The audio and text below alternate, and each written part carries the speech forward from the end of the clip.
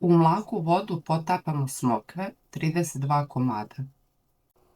Dok čekamo da smokve omekšaju, pripremamo fil. Potrebno nam je 16 kašika vode.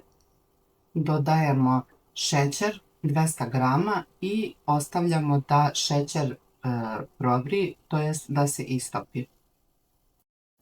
Kad se šećer istopio, sklanjamo sa šporeta i dodajemo čokoladu, 2 rebra čokolade i zajedno izmešamo da bi se čokolada istopila, a zatim u tu smesu dodajemo maslac, 200 grama maslaca i sve dobro izmešamo i sjedinimo. Kad se sve istopilo, dodajemo mlevene orahe, 200 grama, a zatim 200 grama mlevenog keksa.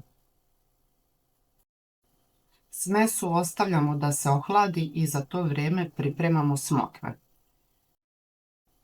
Smokve prvo dobro iscedimo i pokupimo višak vode, a zatim skidamo peteljke i u njih ubacujemo jezgro oraha. Ako su veće smokve, onda cijelo jezgro, a ako su sitnije, dovoljno je pola.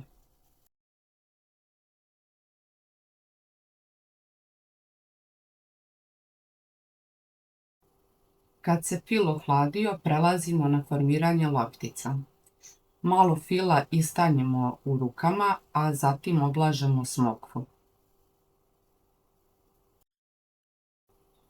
Formiramo loptice, a zatim, ukoliko je potrebno, možemo ostaviti malo u frižider ili odmah uvaljati u orahe.